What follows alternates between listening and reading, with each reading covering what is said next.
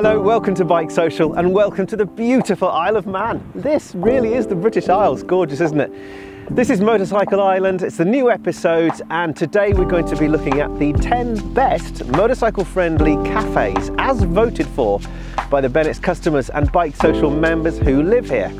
Who better to trust than the locals?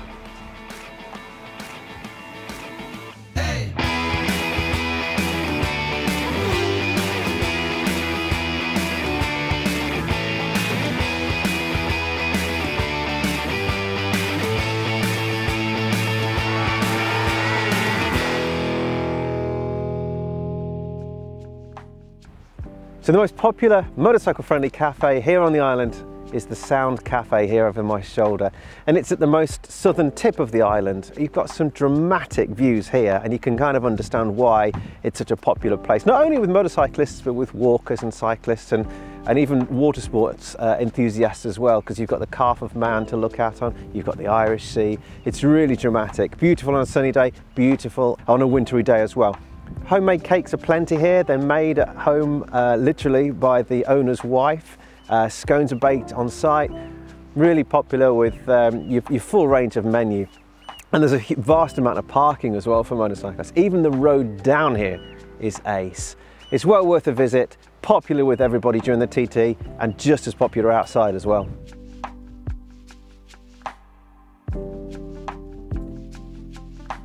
Well, now we welcome Stephen Harding. Stephen, thank you so much for joining me. Nice to meet you. Stephen is a local Manxman and also, of course, a Bennett's customer and Bike Social member. And you were the one of many who voted for the Sound Cafe.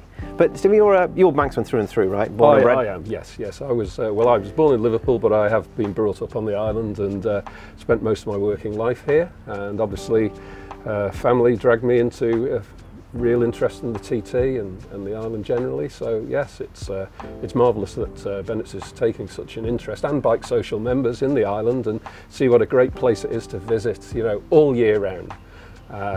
So yes, I can fully endorse it on Bennett's and Bike Social behalf. Oh, good, thank you very much. Didn't even pay you, didn't even feed you cake to say that. But your new ride, a Honda 750 Yep, VFR? 1997 Honda VFR 750 FV, one of the last ones. Mm-hmm. Yeah, getting older now, so yes, comfort is more important than speed. And on that bike, you come down here often. Then I guess that's half the reason why you voted. Well, this is one of the main sort of nice places to come. I mean, look around. The scenery is just spectacular. It's like a natural, it's like a nature reserve. In your own backyard. It's very relaxing. Beautiful place to be. In the background, obviously, we have the Calf of Man, which is an area of natural beauty and owned by the Manx National Trust. And generally the whole mood of the place is just fantastic. You get the confluence of the tides coming from the east and west of the island, and all in all, I think personally it must be one of the most spectacular spots in the British Isles. It's no wonder that it is such a focal point, or a destination for motorcyclists, be they at the TT or otherwise, or obviously people who live here too. It's obviously a place to come. I mean, look at the view. And you've got plenty of parking, and you've got plenty of great cakes and coffee. Wow. I mean, what more do you need? Yeah. Well, I don't know. What's your recommendation? What do you come in for? I generally come in for a nice black Americano and maybe some carrot cake or something like that. The old favourites. I learned that they're all homemade by the owner's wife. I believe so. Yes. Yeah. So I mean, let's face it. Which biker doesn't like cake? Yeah, exactly. Stephen, thanks for your time. Thanks for coming down here and talking to us, and for giving us your advice. A pleasure. Good stuff. Thank you. Right, we move on. What is going to be at number 2?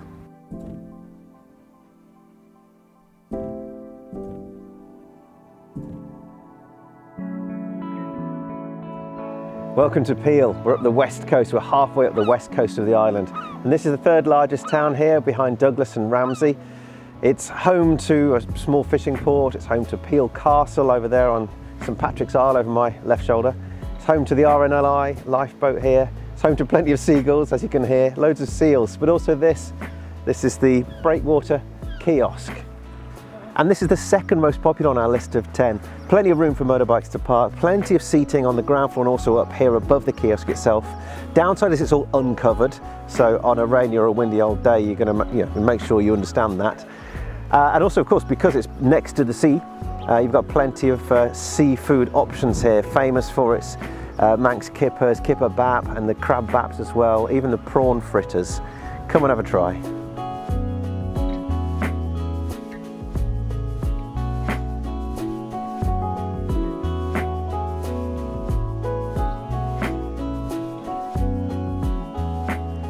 Third on our list is one of two eateries here in Ramsey. It's the second largest town on the Isle of Man. Two eateries owned by all-around nice bloke, excellent TT racer, Connor Cummins. This is simply known as Conrod's. It's right in the heart of Ramsey, a cafe that's been open for 4 years. In fact, today is its 4th birthday. Known for its sort of artisanal coffees and baked goods. It's an excellent hangout. It can space for about 40 inside. Excellent hangout for motorcyclists because Ramsey is such a popular area, especially during TT. Downside is there's no parking outside. There's plenty on the harbour nearby. There's no outside seating either, but there's loads of memorabilia. There's loads of merchandise. There's TT playing on the big screen. Connor's got loads of helmets on display. So it's got a lot of motorcycle theme about it. Anyway, come on in. Let's go and have a coffee.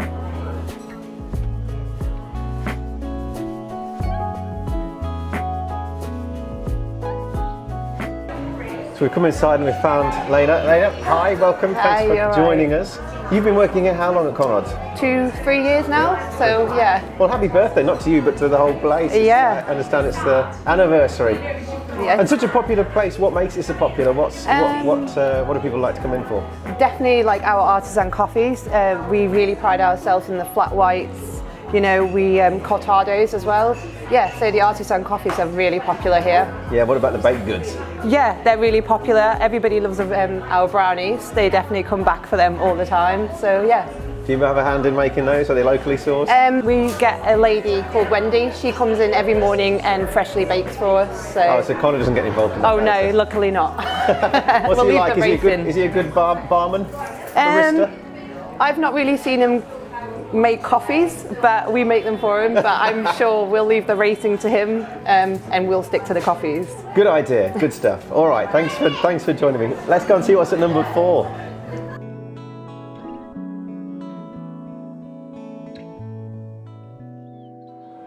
Well, welcome to the 4th on our list. It's the newest and it's the highest, based here up at the bungalow and next to the Joey Memorial at the 31st mile marker on the TT course. It's called the Victory Cafe.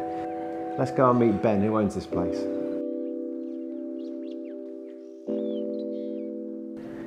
And we're joined by Ben. Ben's the co-owner. Thanks for having us. Thanks for inviting us up here. It's a pleasure. And co-owner with your wife. Can't leave that out. Yeah, co-owner with Vicky.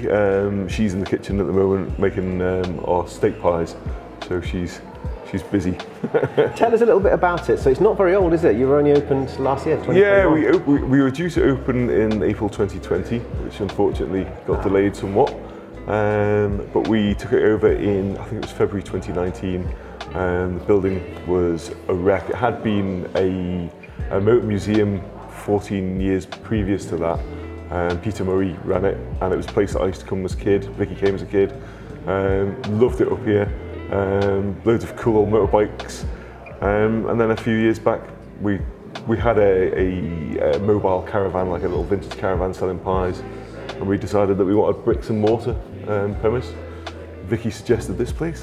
But so you took it on and you decorated and we took it on. There wasn't a floor in there. The water had been disconnected. The electricity was back down to the road. It was rotten. The windows were all crittle windows. It was dire. We spent a good year kind of in purgatory doing the place up, but we're really pleased with it. I think it's a good show of how much hard effort we've stuck into it, Mike. And so you've been here just over a year, or you've been open for just over a year, and it's clearly a very, very popular site and place, not only today, but also with motorcyclists, isn't it? Day in, day out. Not only, obviously you've not experienced a TT yet, have you? Well, we did, in 2019 we opened a pop-up in here, but it was very much in a derelict building site, so, but that was pretty popular, but yeah, we're a little bit nervous about this TT because it is the full proper one where people know we're here and things, so yeah, it's a little bit terrifying. But I think, you know, we've got a good bunch of staff behind us, that's the main thing. So.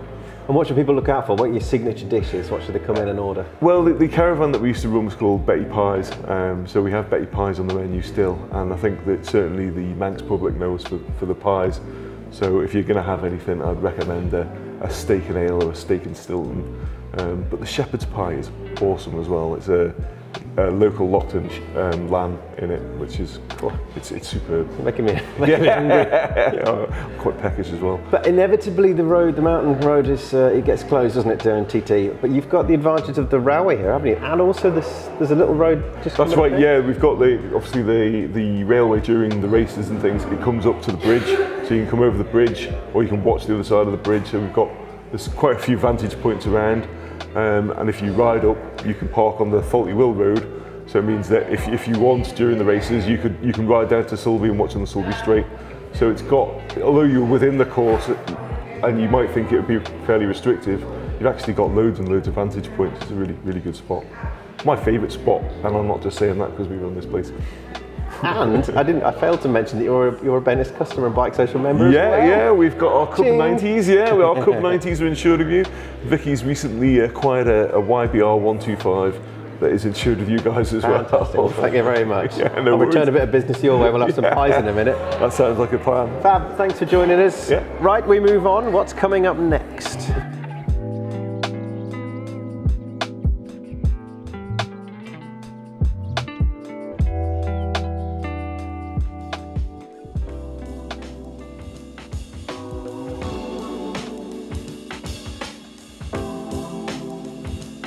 Well, welcome to the east coast of the Isle of Man now as we move into 5th place, and this is the Shed Cafe in Laxey. Actually, there's 2 gems here on Laxey Promenade. There's the Laxey Beach Cafe a little bit further down. It's literally only about 200 yards away, both of which look out onto Laxey Bay, and on a clear day I think you can actually see the Lake District over in England.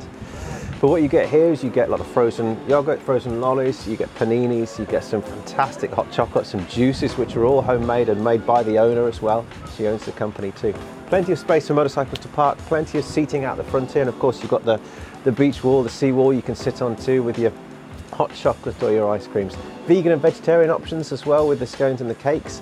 So plenty of things for people to eat and see here. It's gorgeous.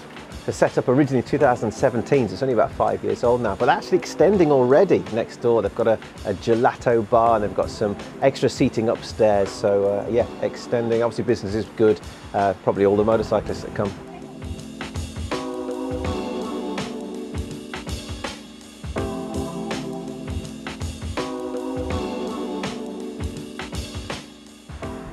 And 6th on the list, about 200 yards away, it's the Laxey Beach Cafe. It's the second one that overlooks the Laxey Bay. Famed for its ice cream, all homemade on site, and also famed for its pulled pork baps.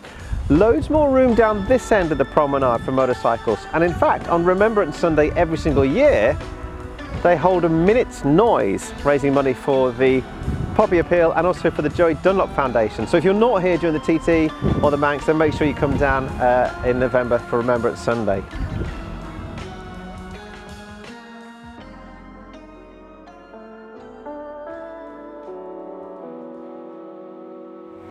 In at number 7 is the Port Jack Chippy, perfectly located just outside of Douglas, right overlooking Douglas Bay. So guys and girls will go in and get their fish and chips and park themselves over here or on the bench having a look at this fantastic view.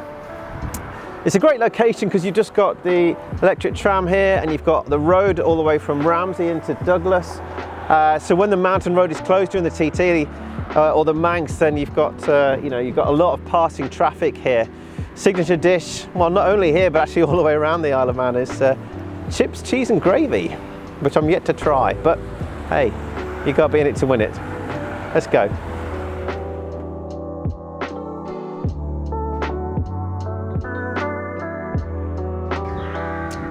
8th on our list is this place. It's called the Bride Tea Rooms here in the village of, you've guessed it, Bride. Probably one of the reasons why it's so popular with motorcyclists is because here in the village of Bride, you've got really good access to the Point of Ayre up there, Derby's that way, Ramsey's that way, and the whole north of the island, or the northern part of the island, it's a lot quieter and quainter. Still great roads, and we'll talk about some of the more brilliant roads of the island in a later episode. In terms of the menu, I can vouch for the lemon drizzle cake. Absolutely, it's yummy. They do great afternoon tea. Apparently that's really popular with the motorcyclists. You can just imagine the old little finger out there. But they've got quite an extensive menu as well. All the cakes, scones, homemade. A lot of the main menu's homemade too. And they don't cut it down for the TT, so they tell us. Come and have a go.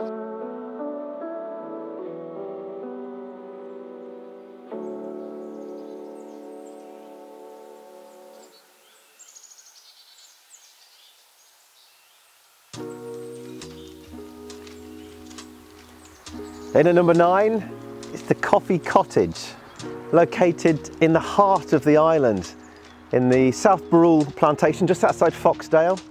What you have here is not only some fabulous coffee and a wood burner, but you've got a massive great car park in the middle of this wooded area, and you can do all sorts of things here, like hire bikes, you can do laser quest, you can do quad biking, you can try segways or go on the Go Ape or Ape Man as they call it here.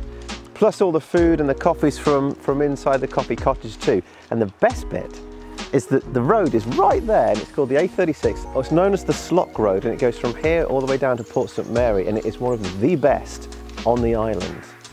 Come on, have a go.